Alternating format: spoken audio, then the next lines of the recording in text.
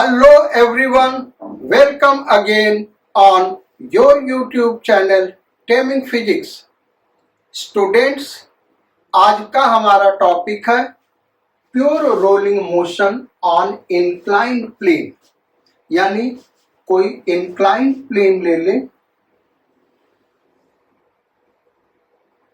इसका inclination theta suppose कर ले और ग्राउंड लेवल से इसका हाइट h सपोज कर ले।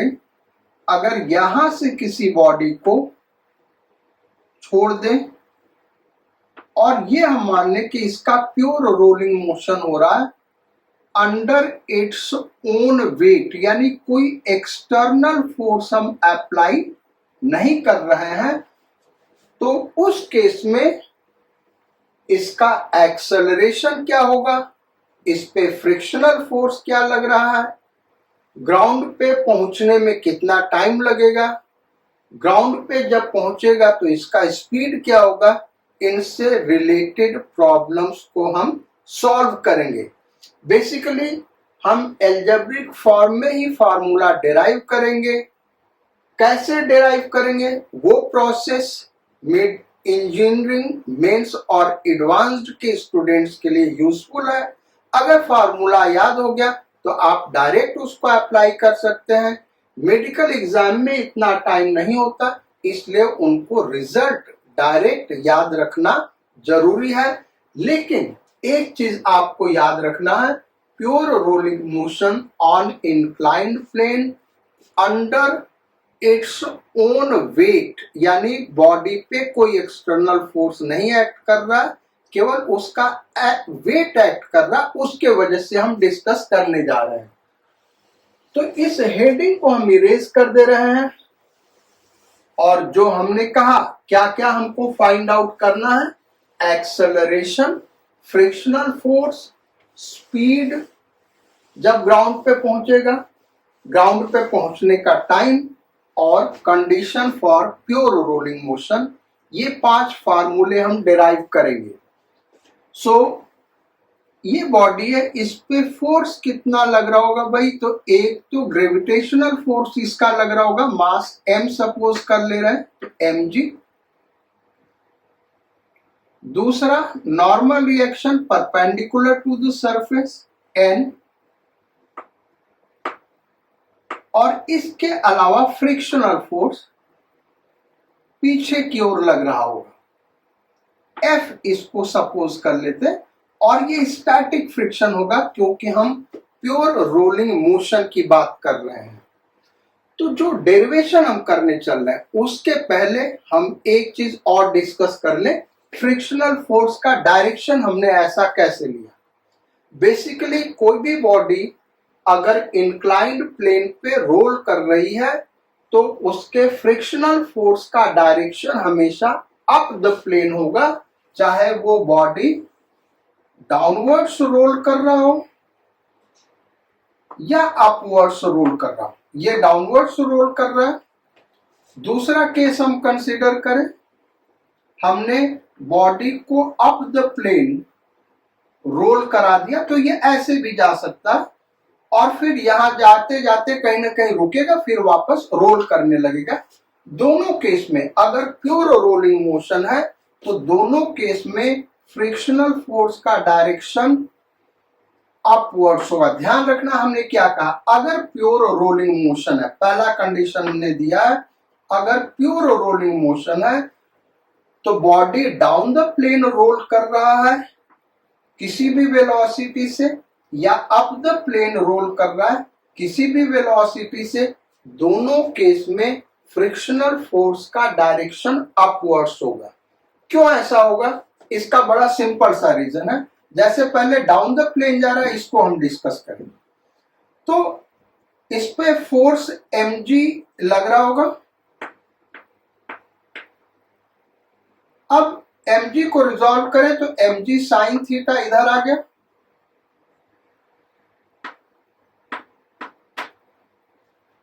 mg कॉस थीटा इधर आ गया,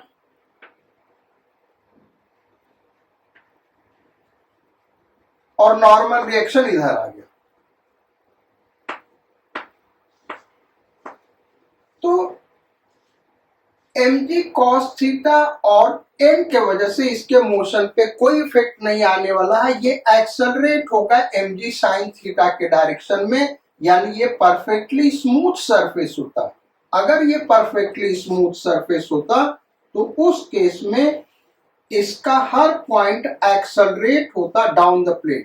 ये सेंटर हमने दिखाया, ये इधर ये भी एक्सेलरेट होता, ये भी एक्सेलरेट होता, यानी जो लोएस्ट पॉइंट है वो किधर मूव कर रहा है, डाउन द प्लेन, यानी इसके ऊपर फ्रिक्शनल फोर्स इसके अपोजिट डायरेक्शन में लगेगा, अप द प्लेन। तो ये रीजन है यहां पे फ्रिक्शनल फोर्स के डायरेक्शन का।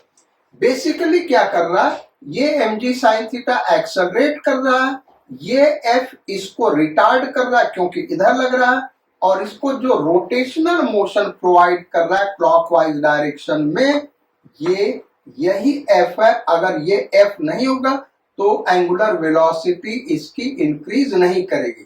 तो ये क्या कर रहा है भाई, एक्सेलरेट कर रहा है, ये रिटार्ड कर रहा है, और सेंटर ऑफ मास के अबाउट ये जो रोटेट कर रहा है उसके लिए रोटेशन के लिए टॉर्क केवल F प्रोवाइड करेगा, क्योंकि क्लॉकवाइज रोटेशन होगा, इसलिए हम कहेंगे फ्रिक्शनल फोर्स का डायरेक्शन ये होगा। इतना क्लियर हो गया।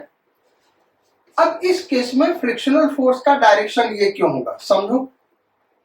यहां पे mg ऐसे लगेगा, इस mg को रिजॉल्व करें तो ये हो गया mg sin थीटा,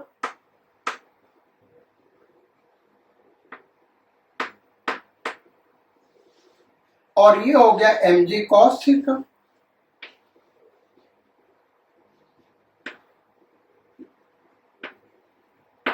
और ये नॉर्मल रिएक्शन का डायरेक्शन हो गया।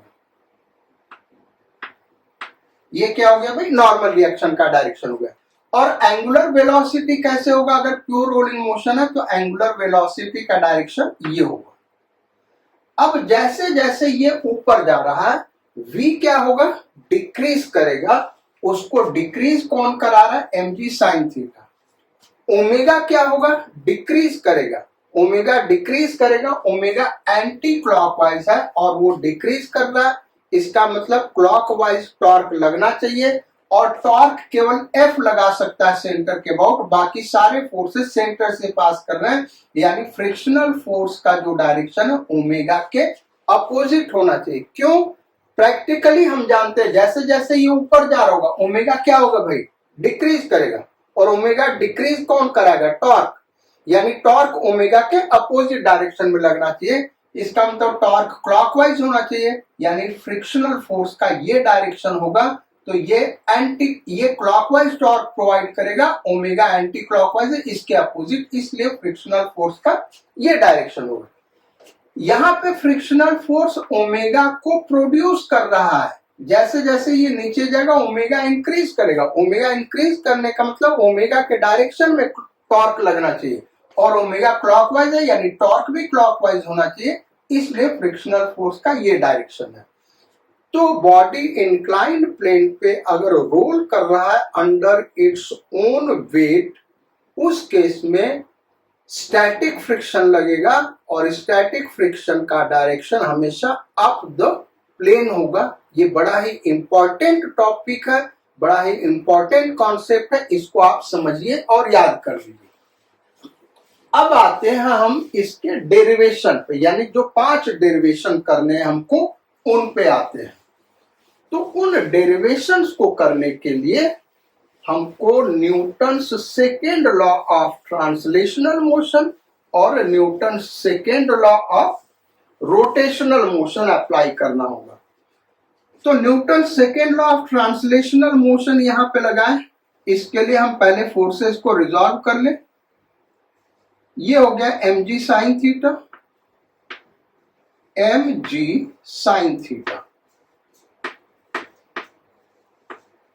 और ये हो गया इधर mg cos theta, mg cos theta. Normal reaction का डायरेक्शन ये होगा, फ्रिक्शनल फोर्स का डायरेक्शन ये होगा, प्योर रोलिंग मोशन है यानी स्टैटिक फ्रिक्शन लग रहा है। अब एक्सेलरेशन हम सपोज कर लें a, किस डायरेक्शन में भाई? डाउन द प्लेन ए, और एंगुलर एक्सेलरेशन क्लॉकवाइज होगा अल्फा।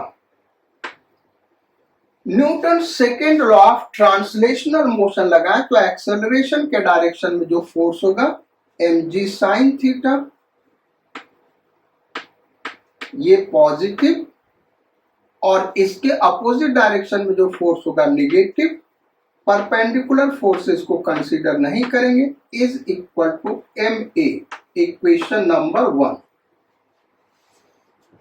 अब Newton second law of rotational motion लगाए तो अल्फा के डायरेक्शन में जो टॉर्क होगा पॉजिटिव, और वो होगा F into capital R, frictional force into capital R। इसके अलावा इस डायरेक्शन में कोई भी टॉर्क नहीं लगेगा क्योंकि सारे फोर्स सेंटर से ही पास कर रहे हैं। So F into capital R is equal to I alpha. ठीक है भाई। अब F is equal to I upon R, alpha को हम लिख सकते हैं A बाई R, क्योंकि प्योर रोलिंग मोशन है। अगर प्योर रोलिंग मोशन नहीं है तो ऐसे हम नहीं लिख सकते। हेडिंग हमारा प्योर रोलिंग मोशन का, तो इस तरीके से लिख सकते हैं। So F is equal to I को हम लिख दें एम के square, where K is radius of gyration about centre of mass, क्योंकि रोटेशन किसके अबाउट हो रहा है? सेंटर ऑफ मास के अबाउट। तो इसको लिख दें एम के square upon are square into a, equation number 2। अब हमको एक्सेलरेशन निकालना है, तो पहला डेरिवेशन हमारा क्या है भाई? Acceleration, first derivation. 5 डेरिवेशंस करने, 5 फार्मूले डिराइव करने। पहला डेरिवेशन एक्सेलरेशन ऑफ बॉडी। सो दोनों इक्वेशन ऐड कर दें, F कैंसिल आउट हो जाएगा। सो mg साइन थीटा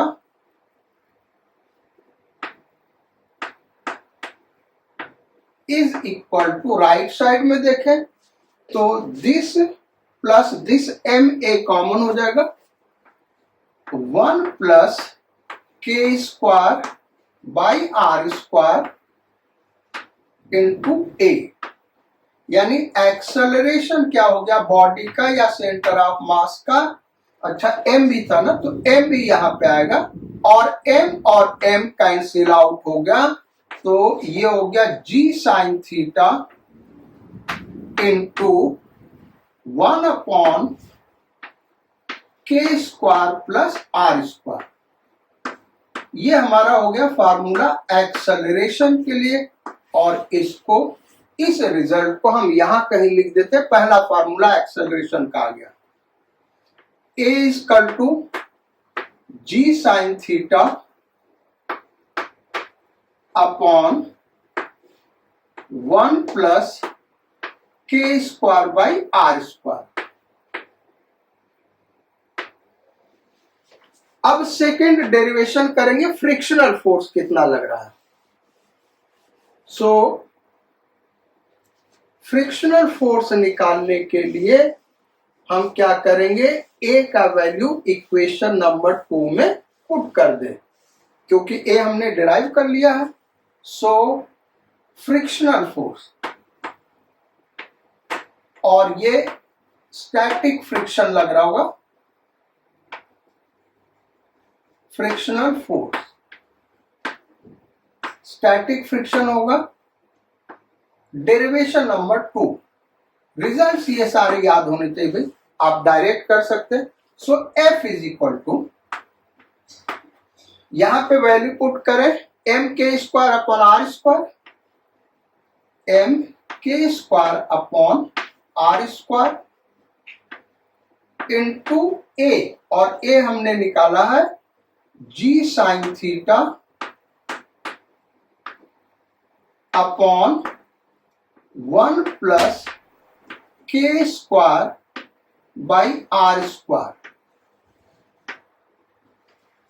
अब हम क्या करें, K square by are square से न्यूमरेटर और डिनोमिनेटर में डिवाइड कर दें, तो ये हो जाएगा M G sine theta upon 1 plus are square by के स्क्वायर। आप अपने से करके देख लो, यही आएगा।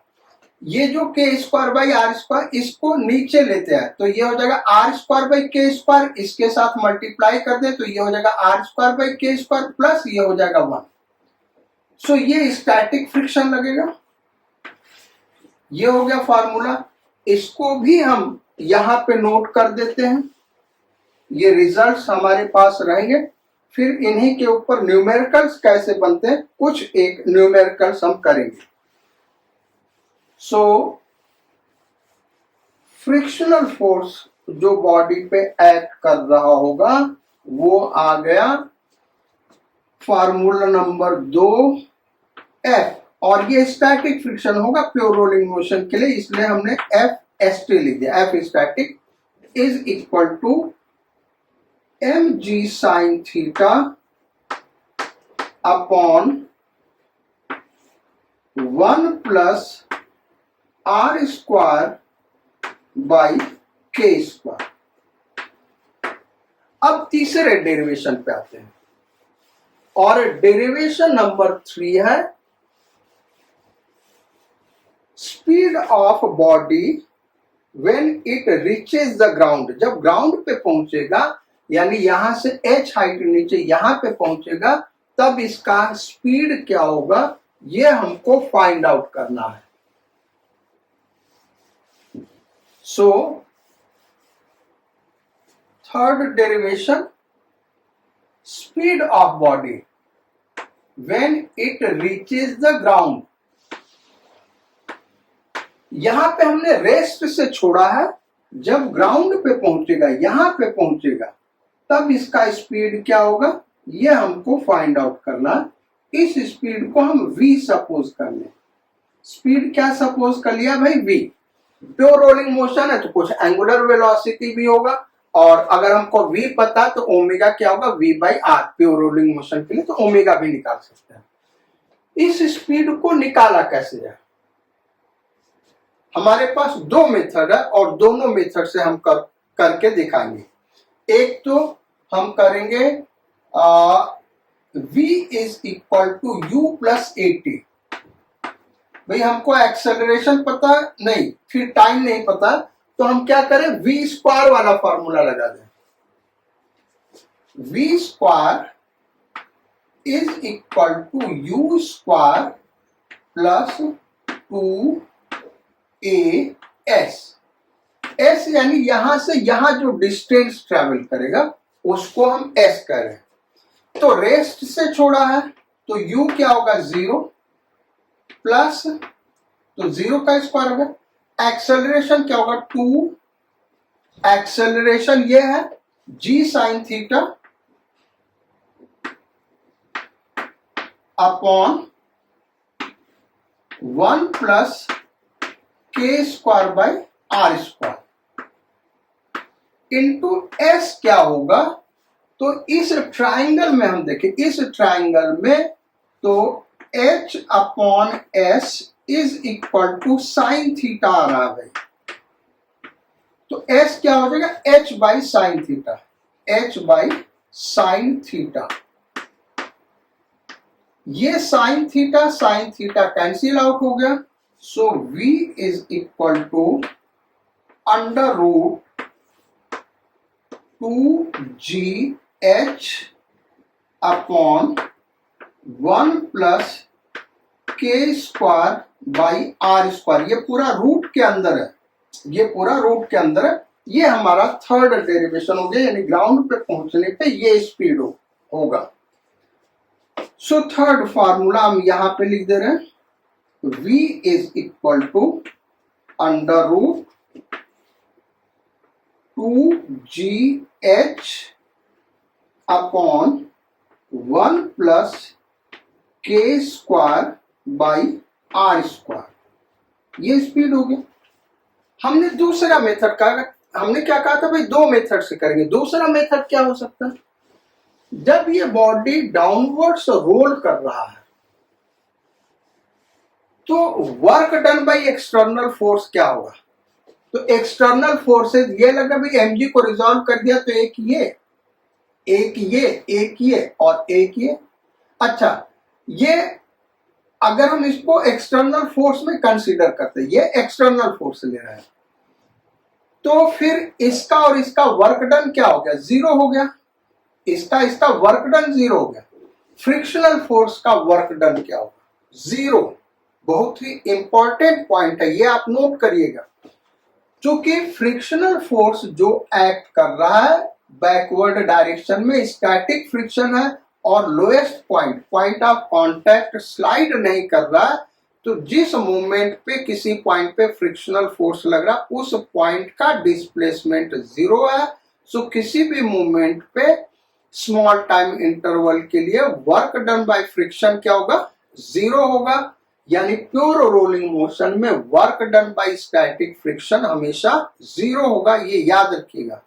प्योर रोलिंग मोशन में work done bye static friction zero होगा ग्राउंड के रेस्पेक्ट में, क्योंकि ग्राउंड रेस्ट में है तो जो पॉइंट कांटेक्ट में उसका डिस्प्लेसमेंट जीरो हो रहा है फ्रिक्शन के डायरेक्शन या फ्रिक्शन के अपोजिट डायरेक्शन में। अगले मोमेंट पे वो ग्राउंड को छोड़ के ऊपर की ओर जा रहा है, तो वर्क डन बाय फ्रिक्शन क्या होगा भाई, जीरो। इसलिए हम एनर्जी कंजर्व करा सकते हैं।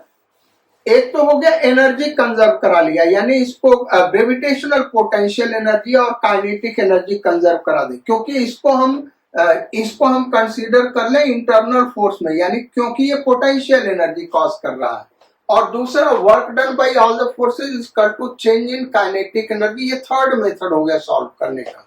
तो पहले हम एनर्जी कंजर्व करा रहे हैं, यहां पोजीशन 2, यहां पोजीशन 1, तो K2 plus U2 is equal to K1 plus U1। अब इस सिचुएशन में देखें तो यहां पे जो सेंटर ऑफ मास है वो यहां पे है, तो सेंटर ऑफ मास का हाइट जो भी होगा r के बराबर, यहां से सेंटर ऑफ मास का हम हाइट निकालेंगे तो करीब करीब r प्लस एच होगा, r प्लस एच होगा। यानी उसको हम नेग्लेक्ट कर दें, ये मान लें कि h is very very large then r उस केस में, तो उस केस में हम देखेंगे यहां पे ग्रेविटेशनल पोटेंशियल एनर्जी अगर हम जीरो ले लें तो यहां पे ग्रेविटेशनल पोटेंशियल एनर्जी mgh हो जाएगा। यहां पे ग्रेविटेशनल पोटेंशियल एनर्जी जीरो ले रहा है सिचुएशन 2 में, ये सिचुएशन 2 है। तो यहां पे ग्रेविटेशनल पोटेंशियल एनर्जी क्या होगा भाई, प्लस mgh। अच्छा, K1 सिचुएशन 1 ये है, K1 क्या होगा, जीरो। और यहां पे काइनेटिक एनर्जी क्या होगा, तो ट्रांसलेशन के वजह से भी होगा और रोटेशन के वजह से भी होगा, ये आपको ध्यान रखना है। जब ये फार्मूला लगाएंगे तो ट्रांसलेशन और रोटेशन दोनों, तो half mv square plus half i omega square, ये लिखेंगे। तो ये हो गया, हाफ कॉमन ले लिया, mv स्क्वायर, आई को क्या लिख सकते हैं, एम के स्क्वायर, जहां पे k radius of direction about centre of mass, omega क्या होगा भाई v बाई आर, तो v square by are square is equal to m g h. m cancel out हो जाएगा, इस 2 से उधर मल्टीप्लाई कर दे तो ये हो गया v square in bracket 1 plus के square by are square is equal to 2gh। ये इसके नीचे चला गया, रूट लोगे वही आंसर आ गया। तो ये हो गया इसका डेरिवेशन।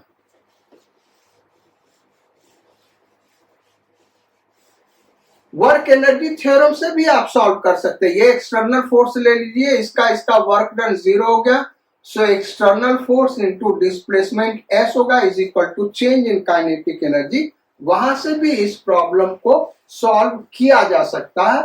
अगर आप देखना चाहते हैं तो हम करके दिखा देते हैं।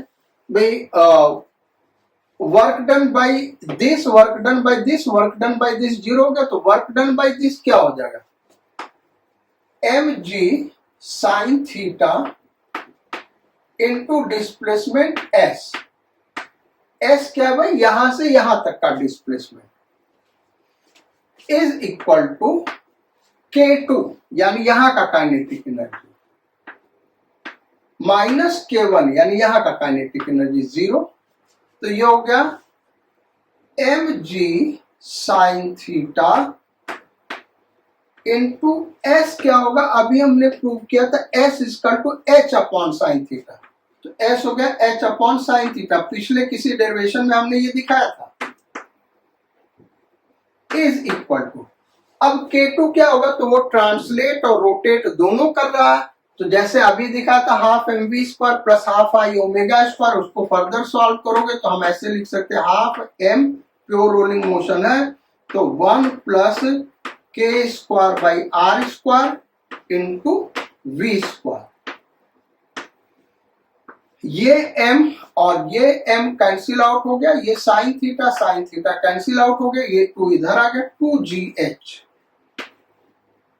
इज इक्वल टू 1 प्लस के square by are square into we square. इसको इधर भेज कर रूट ले लो, फिर से वही आंसर हो गया। तो स्पीड निकालने का हमने 3 मेथड बताया। ये 3 मेथड हमने इसलिए डिस्कस किया कि आप जब भी कोई प्रॉब्लम अप्रोच करते हैं आपको डिफरेंट मेथड पता होना चाहिए, केवल इसलिए हमने डिस्कस किया। अब आते हैं इसके टाइम को निकालने के लिए। नीचे पहुंचने में टाइम कितना लगेगा भाई, फोर्थ डेरिवेशन, नीचे पहुंचने का टाइम कितना होगा, तो टाइम नीचे ग्राउंड पे पहुंचने में कितना लगेगा, इसके लिए हम क्या फार्मूला यूज करेंगे भाई, नीचे पहुंचने का स्पीड पता तो v is equal to u plus at, और v हमने निकाला हुआ ये under root 2gh upon 1 plus के square by are square is equal to u zero है, ये हमने निकाला है g sine theta upon 1 plus के square by are square into T. तो इस टर्म को हम इधर लेते हैं, टी इक्वल टू क्या हो गया, under root 2gh upon 1 plus के square by are square into, इसको इधर लेते आएंगे तो ये ऊपर गया 1 प्लस के square by are square upon g sine theta. अब ये रूट g कट जाएगा तो यहाँ पे रूट g बचेगा भाई, ये आप समझ सकते हैं, यहाँ पे क्या बचेगा, रूट g, और ये रूट के अंदर है तो इस पूरे को हम काट दें तो यहाँ पे रूट लगेगा। तो अब हम देखें तो टाइम क्या हो गया, t is equal to 1 by sine theta in bracket 2h by g, 1 by sine theta square root के अंदर 2h बाई g 1 प्लस के स्क्वायर बाई आर स्क्वायर। ये टाइम के लिए फार्मूला हो गया भाई, टाइम के लिए ये फार्मूला हो गया। तो इस टाइम के फार्मूले को हम यहीं पे लिख देते हैं, यहां पे हम लिख देते हैं। अब फिगर का कोई यूज नहीं है तो यहीं पे हम लिख दे रहे हैं ताकि जब हम न्यूमेरिकल्स कराएंगे बेटा तो हमारे सामने फार्मूले होंगे, आप देख सकेंगे हम कौन सा फार्मूला यूज करने जा रहे हैं। तो t equal to 1 sine theta under root 2h by g in bracket 1 plus k square by r square. ये हो गया हमारा टाइम का फार्मूला। अब condition for pure rolling motion, pure rolling motion का कंडीशन क्या होगा, इसको हम निकालें। तो प्योर रोलिंग मोशन तभी होगा जब ये जो स्टैटिक फ्रिक्शन एक्ट कर रहा। फिफ्थ पॉइंट हम डिस्कस कर रहे हैं, क्या है भाई, कंडीशन फॉर, आप लिख लो condition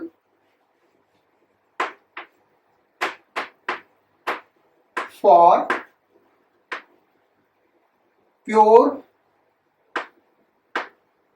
rolling motion. Pure rolling motion का कंडीशन क्या होगा, ये हम डिस्कस करने चल रहे हैं।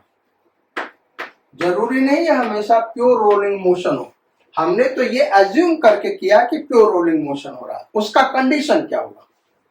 तो प्योर रोलिंग मोशन तभी होगा जबकि जो फ्रिक्शनल फोर्स एक्ट कर रहा है, static friction, it should be less than और इक्वल टू एफ लिमिटिंग। उससे तो ज्यादा नहीं हो सकता ना, फिर तो स्लाइड कर जाएगा। तो एफ स्टैटिक का मैक्सिमम वैल्यू ये हो सकता है। अच्छा, एफ स्टैटिक आया क्या, तो M G sine theta upon 1 plus are square by के स्क्वायर। ये हो गया हमारा frictional force, static friction is less than equal to F limiting क्या होगा, म्यू एस एन, और फिगर में हम देखें तो एन क्या होगा भाई, M G cos theta. M G cos theta, M G cancel out हो गया।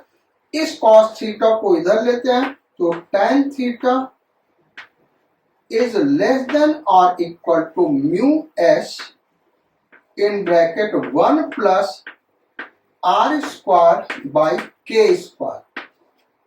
ये कंडीशन अगर tan थीटा इससे कम है या बराबर है तभी प्योर रोलिंग मोशन होगा। इसको एक्सीड कर गया तब क्या हो जाएगा भाई, वो स्लाइड करेगा, और स्लाइड भी करेगा, रोटेट भी करेगा, यानी ट्रांसलेट भी करेगा, रोटेट भी करेगा, और v equal to omega R follow नहीं होगा। फिर भी हमको v निकालना है, ओमेगा निकालना है। अभी जो हमने मेथड किया था वही लगाएंगे, लेकिन v equal to omega R नहीं लिखेंगे, तो वो सारी चीजें हम निकाल सकते हैं। तो हम यहीं तक इसको डिस्कस करेंगे, और ये कंडीशन हम यहाँ पे नोट कर देते हैं। टोटल ये फार्मूला नंबर 1, 2, 3 और ये 4, फार्मूला नंबर 5 यहीं पे हम नोट कर दें। प्योर रोलिंग मोशन का कंडीशन क्या भाई, यहां हम नोट कर लेते हैं, फिर न्यूमेरिकल्स करेंगे। तो tan theta is less than or equal to mu s in bracket 1 plus r square by k square। ये हो गया। अब इनके न्यूमेरिकल्स पे हम आते हैं। तो न्यूमेरिकल्स करने के लिए आप वीडियो को 20 सेकेंड आगे बढ़ा लीजिए, तब तक हम इसको इरेज कर लेते हैं। वीडियो को 20 सेकेंड आगे बढ़ाना है भाई। बहुत सारे ऑब्जेक्टिव टाइप के इंटरेस्टिंग क्वेश्चंस बनते हैं। अगर ये रिजल्ट्स हमको याद है तो चुटकी में इसको सॉल्व कर सकते हैं, यानी सेकेंड्स में इसको सॉल्व कर सकते हैं। तो ऑब्जेक्टिव टाइप के न्यूमेरिकल्स हम यहां करेंगे, और यानी कॉन्सेप्चुअल न्यूमेरिकल्स करेंगे। बाकी जो प्रॉब्लम्स होंगे वो तो डायरेक्ट फार्मूले से हम निकाल सकते हैं। कॉन्सेप्चुअल क्वेश्चंस यहाँ पे बहुत सारे बनते हैं। उन्हीं को हम डिस्कस करेंगे और कुछ एक न्यूमेरिकल्स भी डिस्कस कर लेंगे भाई। तो कॉन्सेप्चुअल क्वेश्चंस क्या क्या है, पहले उन्हीं को डिस्कस करते हैं।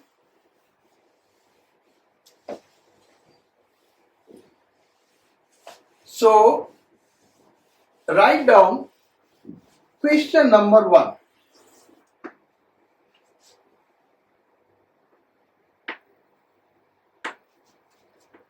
A solid cylinder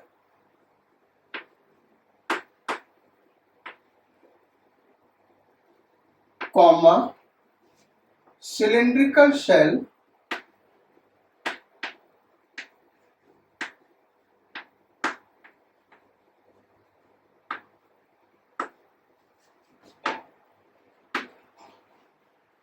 comma solid sphere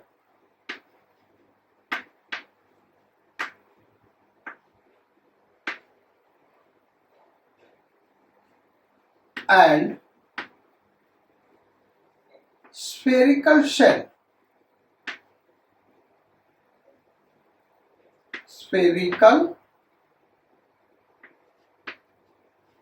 shell start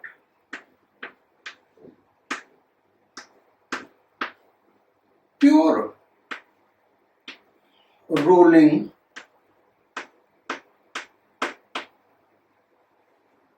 motion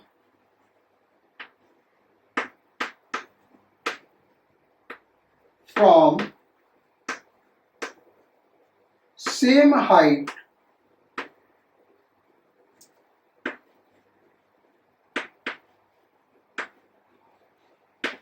on same inclined plane,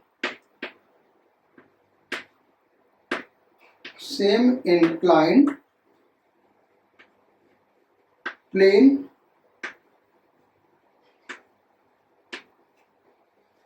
mass and radius of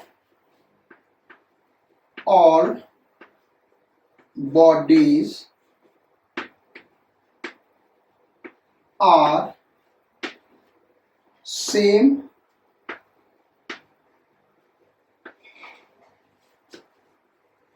write down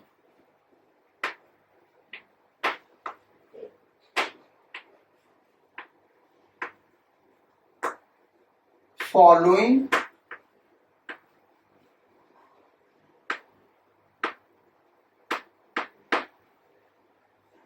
physical quantities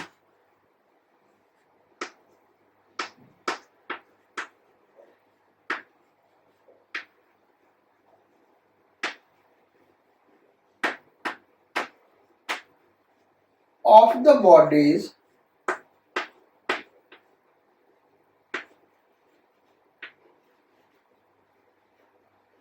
in increasing order.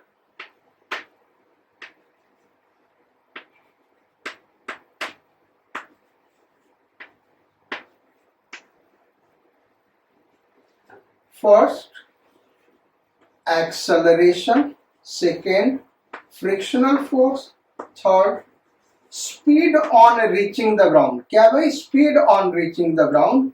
Fourth, time taken to reach the ground. Pure rolling motion है, ये ध्यान रखना है, क्योंकि यहां पे दिया हुआ start pure rolling motion, same height से, मास सेम, रेडियस सेम, तो इनके एक्सेलरेशन को इंक्रीजिंग ऑर्डर में लिखना है, फिर फ्रिक्शनल फोर्स को इंक्रीजिंग ऑर्डर में लिखना, फिर स्पीड ग्राउंड पे पहुंचने पे जो स्पीड होगा उसको इंक्रीजिंग ऑर्डर में लिखना, फिर टाइम ग्राउंड पे पहुंचने में इंक्रीजिंग ऑर्डर पे लिखना।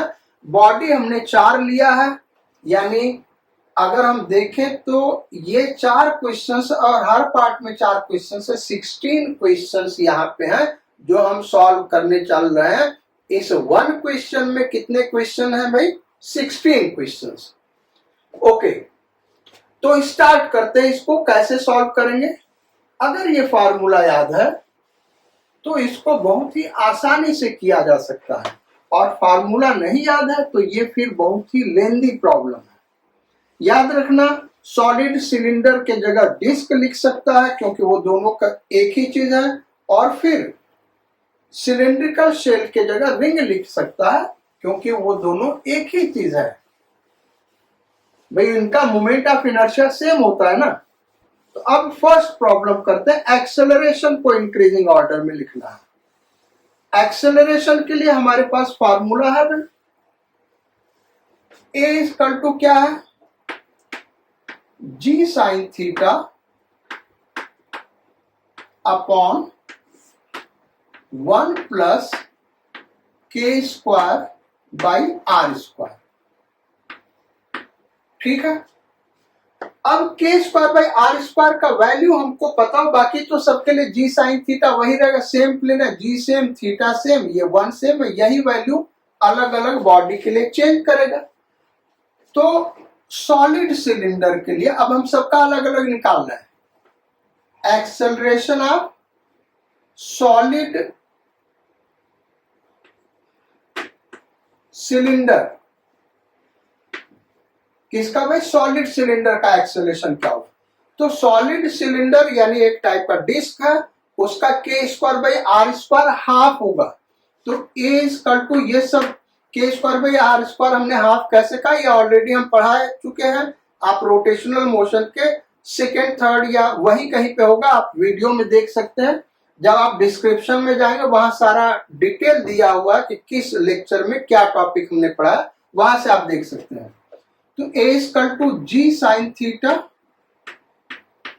अपॉन 1 प्लस के स्क्वायर बाई आर स्क्वायर क्या होता है सॉलिड सिलेंडर के लिए यानी डिस्क के लिए 1/2, और ये 1/2 तो 3/2 और 2 ऊपर चला गया तो 2g साइन थीटा अपॉन 3, ये हो गया सॉलिड सिलेंडर के लिए। अच्छा, acceleration of cylindrical shell, so cylindrical shell यानी ये रिंग है, तो रिंग के लिए क्या होता है भाई, 1 होता है के स्क्वायर बाय आर स्क्वायर, यानी ये 1 हो जाएगा। तो ये कितना हो गया, g sine theta by 2, g sine theta by 2। फिर acceleration solid sphere, solid sphere के लिए ये वैल्यू के स्क्वायर बाई आर स्क्वायर क्या होता है, 2/5, तो 2/5, तो ये 5/7 हो जाएगा, 5 जी साइन थीटा बाई 7। और फिर लास्ट हो गया स्फेरिकल शेल, स्फेरिकल शेल, तो स्फेरिकल शेल के लिए क्या हो जाएगा भाई, ये वैल्यू 2/3 होता है, तो यहां पे 2/3 यानी ये हो जाएगा 3/5, 3g साइन थीटा बाई 5। अच्छा, अब हमको इस ए को इंक्रीजिंग ऑर्डर में लिखना है। तो अगर डिनोमिनेटर सबका सेम हो जाए तो फिर न्यूमरेटर से हम कंपेयर कर सकते हैं। तो डिनोमिनेटर यहाँ 5, यहाँ 7, यहाँ 2, यहाँ 3, तो इन सबका डिनोमिनेटर हम सेम करने के लिए क्या करना होगा भाई, हमको इस पूरे का एलसीएम लेना होगा। और एलसीएम हम ले तो ये हो गया 6, ये हो गया 30, 210, एलसीएम क्या हो गया 210। सो इज इक्वल टू यहां पे 210 आ गया, तो 70 से मल्टीप्लाई करेंगे 140, भाई 3 से डिवाइड किया 70 है, तो 70 इंटू 2 140 जी। ठीक सही कर रहे हैं ना। ये हो गया 3 2 जा 6, 6 5 जा 30 और 30 7 जा 210। तो 3 से डिवाइड किया, ठीक। तो ये हो गया 3 से डिवाइड किया 70, 2 जा 140 जी साइन थीटा। ऐसे ही इसको देखें तो ये कितना हो गया भाई, इससे हमने डिवाइड किया तो ये आ गया 105। तो 105 जी साइन थीटा अपॉन 210। यहां से देखें तो यहां 30 आएगा और 30 इससे डिवाइड किया 30 into 5 150 ji sine theta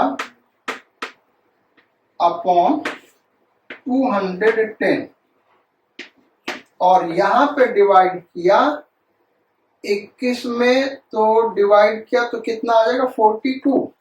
210 divided by 5, तो 5 4 जा 20 और 1 2, 42 आ गया। और 42 इंटू 3 कर दे तो ये हो जाएगा 6 और 4 तिहाई 12 जी sine theta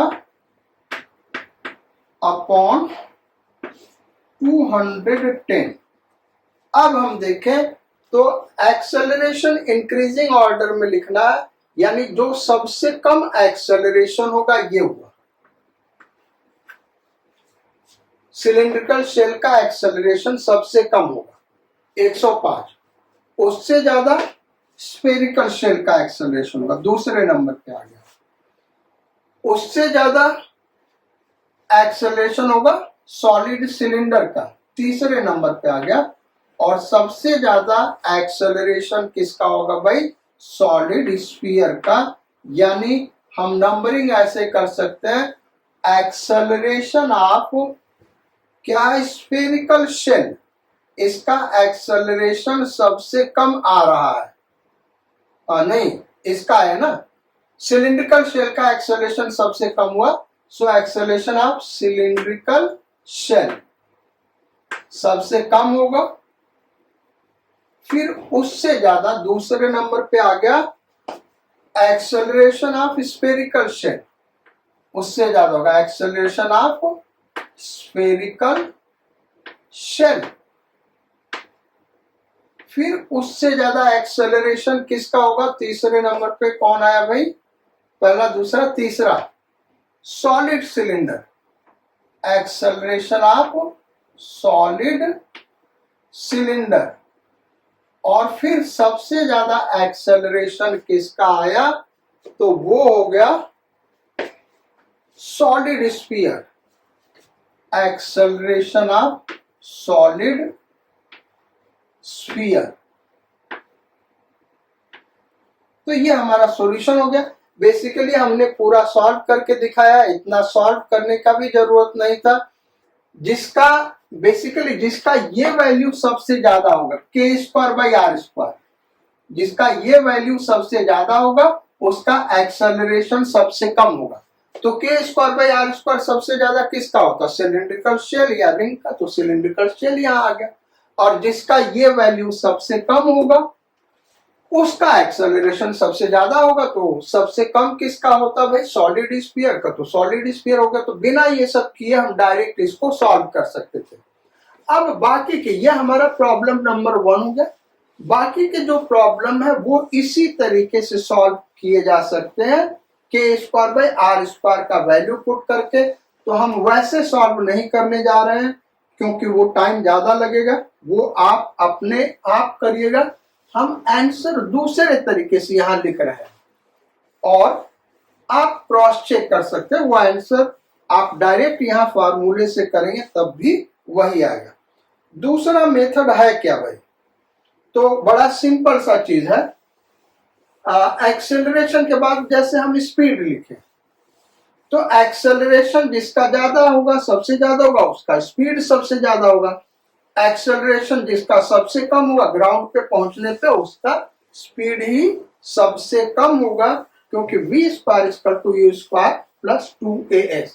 same S travel कर रहा है और u सबके लिए 0 है, तो जिसका एक्सेलरेशन सबसे ज्यादा होगा उसका स्पीड सबसे ज्यादा होगा। सो v सिलिंड्रिकल शेल का सबसे कम होगा, फिर उससे ज्यादा स्पीड किसके होगा भी ग्राउंड पे पहुंचने पे, स्फेरिकल शेल का, स्फेरिकल शेल। उससे ज्यादा सॉलिड सिलेंडर, और सबसे ज्यादा स्पीड किसका होगा, ये भी हम लिख रहे हैं, सबसे ज्यादा स्पीड किसका होगा ग्राउंड पे पहुंचने पे, सॉलिड स्फीयर। ये हो गया, तो ये हो गया पहला। और ये स्पीड जहां भी हमने पूछा जिस नंबर पे हम सीक्वेंस ऐसे ही दिला दे रहे। टाइम की बात हम करें तो टाइम कितना लगेगा, s equal to ut plus half at square से भी टाइम हम निकाल सकते हैं। s सबके लिए सेम है भाई, s इक्वल टू u सबका 0, s सबका सेम है, हाफ at स्क्वायर। तो t इक्वल टू क्या हो गया, under root 2s by a, यानी एक्सेलरेशन जिसका सबसे ज्यादा होगा टाइम उसका सबसे कम होगा, यानी वो सबसे पहले पहुंचेगा ग्राउंड पे। तो ग्राउंड पे कौन सबसे पहले पहुंचेगा, जिसका एक्सेलरेशन सबसे ज्यादा है, और कौन सबसे बाद में पहुंचेगा, जिसका एक्सेलरेशन सबसे कम है। तो टाइम हम देखें तो सबसे कम टाइम जो लेगा वो solid sphere.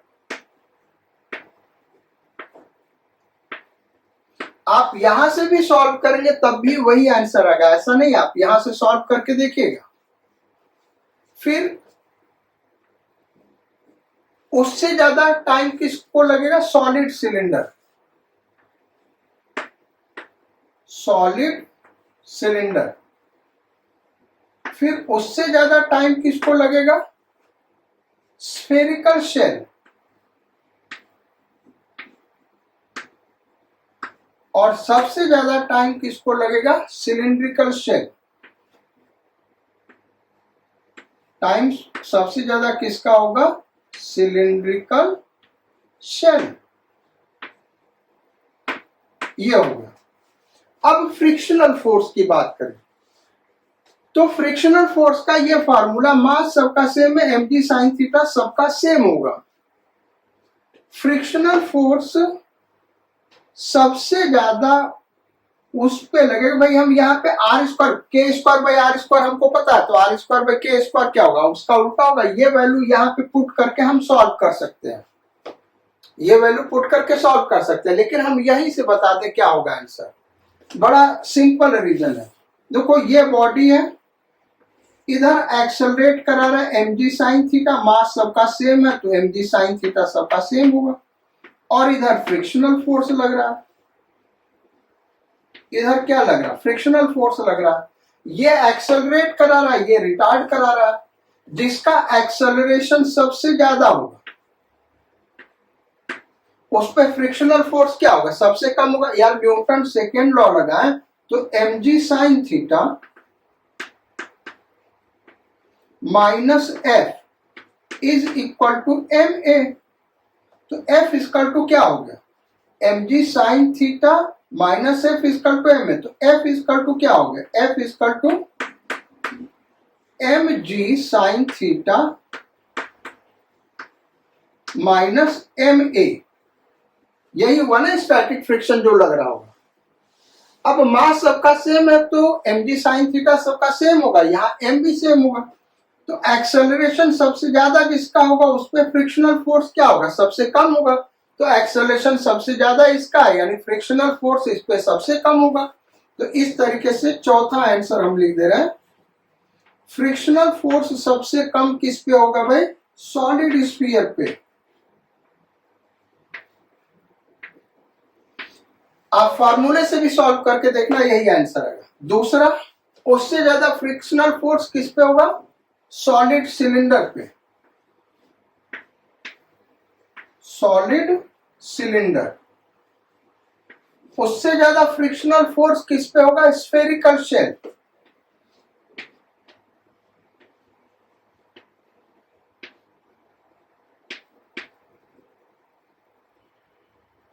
SPH spherical shell. और सबसे ज्यादा फ्रिक्शनल फोर्स किस पे लग रहा होगा? सिलिंड्रिकल शेल पे। सिलिंड्रिकल शेल, या इसको रिंग भी कह सकते हैं। तो ये सॉल्यूशन हो गया। जो 16 क्वेश्चंस दिया था उन सबका सॉल्यूशन ये हो गया। हाँ, एक्सेलरेशन या फ्रिक्शनल फोर्स या टाइम या स्पीड किसी का क्या होगा? डायरेक्ट फार्मूला आप लिखा हुआ, वहां से आप निकाल सकते हैं। कंपैरिजन करना तो ऐसे कर सकते हैं। अच्छा, एक दो क्वेश्चंस और लेते हैं। क्वेश्चन ये है कि question number 2,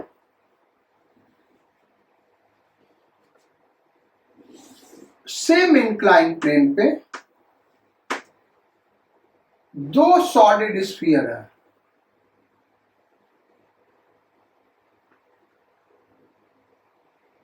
solid sphere number 1, solid sphere number 2। दोनों का मास m1, सॉलिड स्फीयर 1 का मास सॉलिड स्फीयर 2 से ज्यादा है। दोनों क्या भाई? Solid sphere.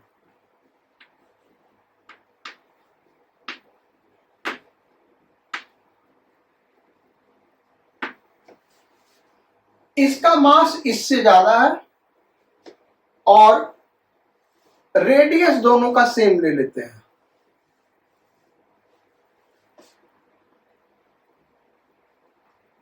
R1 is equal to R2। अब ये कैसे पॉसिबल है? तो बहुत आसान सब चीजें भाई। ये सॉलिड स्फीयर आयरन का बना हुआ, ये सॉलिड स्फीयर वुड का बना हुआ, रेडियस दोनों का सेम है, मास इसका ज्यादा है। हमको फाइंड आउट करना है whose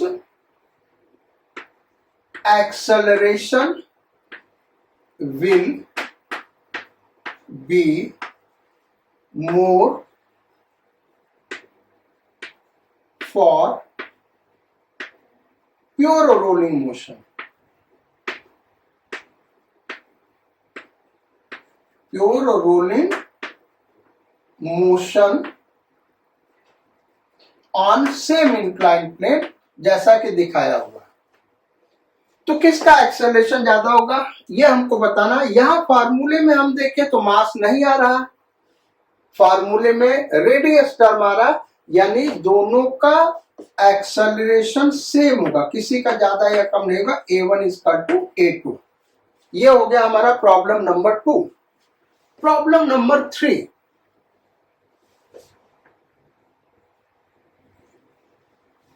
दो सॉलिड स्फीयर है, मास दोनों का सेम है, m1 is equal to m2 और r1 is greater than r2। मास दोनों का सेम है, लेकिन इस वाले सॉलिड स्फीयर का रेडियस ज्यादा है।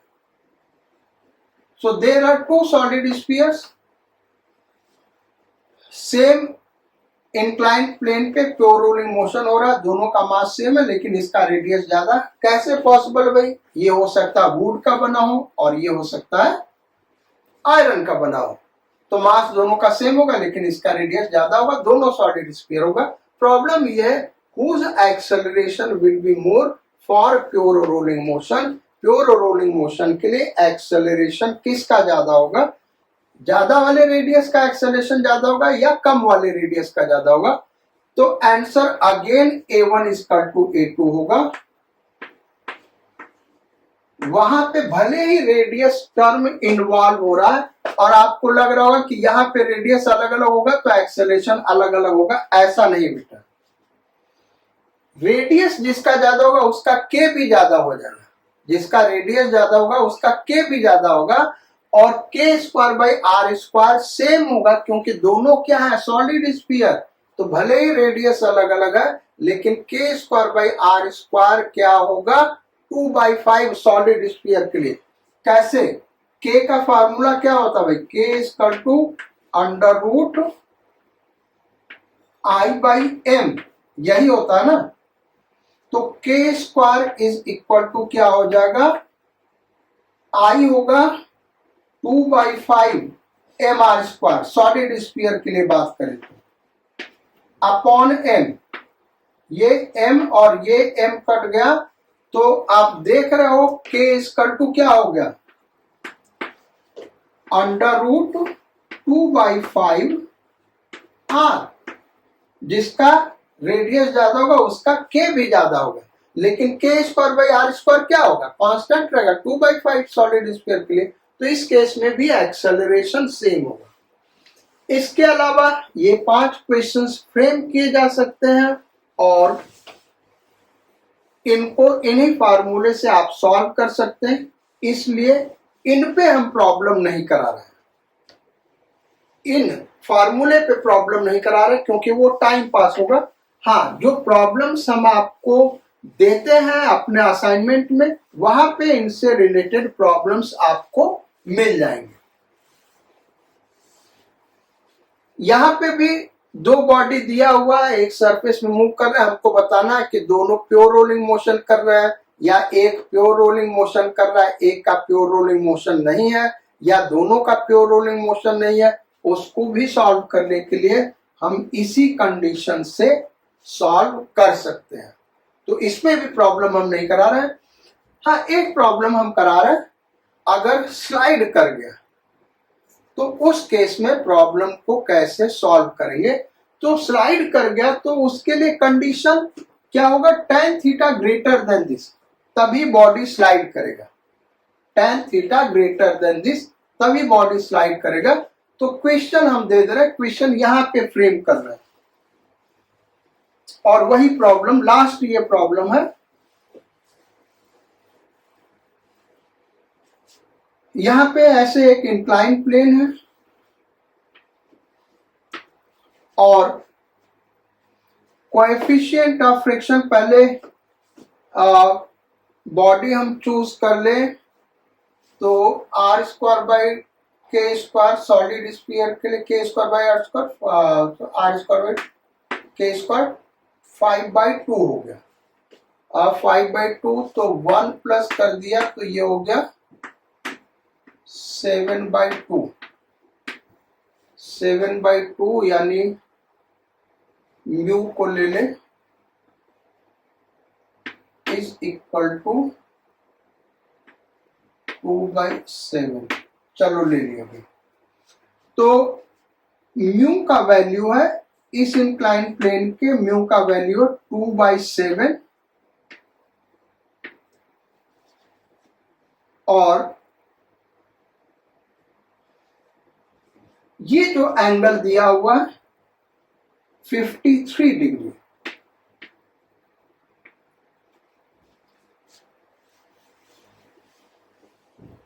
अब क्वेश्चन नंबर 3 हम इसको लिख दे रहे हैं, problem number 3, question number 3।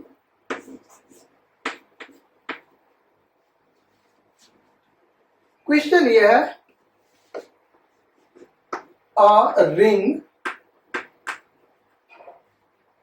and a solid cylinder, a solid sphere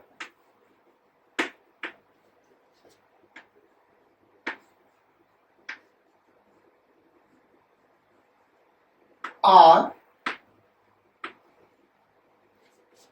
left free या a ring and a solid sphere start from rest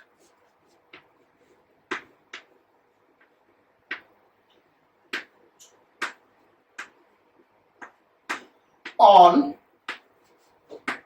above inclined plane.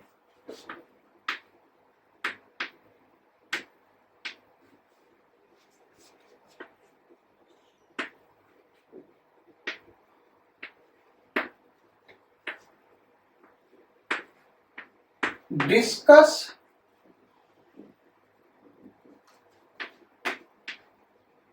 their motion on it. यानी आपको ये बताना कि अगर रिंग को यहां हम छोड़ दें तो उसका प्योर रोलिंग मोशन होगा या स्लाइड करेगा। अगर सॉलिड स्फीयर इस पे छोड़ दें तो उसका प्योर रोलिंग मोशन होगा या इम्प्योर रोलिंग मोशन होगा। इम्प्योर रोलिंग मोशन यानी स्लाइड कर देगा, ये हमको बताना है। तो अब पहले रिंग के लिए देखें। तो ये एंगल 53 डिग्री दिया हुआ है। अब रिंग के लिए अगर हम देखें तो ये वैल्यू कितना आ रहा है, mu S 1 plus are square by के स्क्वायर। और रिंग के लिए ये वैल्यू होता है बेटा 1। ये वैल्यू क्या होता है, 1 होता है रिंग के लिए। और म्यू एस कितना दिया, 2/7। तो 2/7 इंटू आर स्क्वायर बाई के स्क्वायर, 1 हो गया, 1 प्लस 1 2। तो ये वैल्यू हो गया 4/7। अच्छा, tan थीटा देखे तो क्या है, tan theta is equal to tan 53 और tan 53 का वैल्यू क्या होता है 4/3। 4/3। तो अब देखें इसमें से कौन सा ज्यादा है, ये वैल्यू ज्यादा है या ये वैल्यू ज्यादा है। तो इसको देखने के लिए हम क्या करें, इसमें 3 से ऊपर नीचे मल्टीप्लाई कर दें तो 12/21 और इसमें 7 से ऊपर नीचे मल्टीप्लाई कर दें तो ये हो गया 28/21। तो tan थीटा क्या है, mu S into 1 plus are square by के स्क्वायर से ज्यादा है। और tan थीटा ज्यादा है तो प्योर रोलिंग मोशन नहीं होगा। सो रिंग विल स्लाइड। क्या करेगा भाई, स्लाइड करेगा और रोटेट भी करेगा। यानी प्योर रोलिंग मोशन नहीं होगा, ट्रांसलेट भी करेगा, रोटेट भी करेगा। v equal to omega R यहां फॉलो नहीं होगा। रिंग के केस के लिए किया। अब हम सॉलिड स्फीयर के लिए करते हैं। तो सॉलिड स्फीयर के लिए अगर हम करें तो म्यू एस का वैल्यू 2/7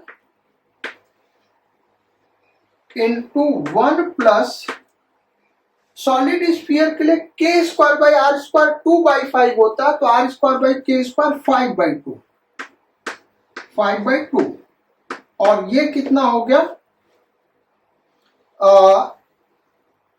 ये 7/2 यानी ये 1 हो गया। और tan थीटा का वैल्यू देखें तो ये 4/3। तो tan थीटा क्या हो रहा है, greater than this. tan theta is greater than this. So slide करेगा सॉलिड स्फीयर भी और रोटेट भी करेगा। स्लाइड भी करेगा और रोटेट भी करेगा। अब इस पे प्रॉब्लम ये बना जा सकते हैं भाई कि यहां से हमने छोड़ दिया तो यहां पे इसका स्पीड क्या होगा, एंगुलर स्पीड क्या होगा। ये सब टफ प्रॉब्लम है, सॉल्व वहीं से होगा। हम Newton second law of translational motion लगाएंगे, वहां से एक्सेलरेशन आ जाएगा। फिर v square equal to u square plus 2as। अगर ये हाइट दिया है तो हम v निकाल सकते हैं। ऐसे ही ओमेगा हम फाइंड आउट कर सकते हैं, Newton second law of rotational motion लगाएंगे, उससे हमको अल्फा मिल जाएगा। यहां से यहां जाने का टाइम हम ट्रांसलेशनल मोशन से निकालेंगे, और अल्फा हमको मिल गया तो omega equal to omega naught plus alpha T से हम ओमेगा फाइंड आउट कर सकते हैं।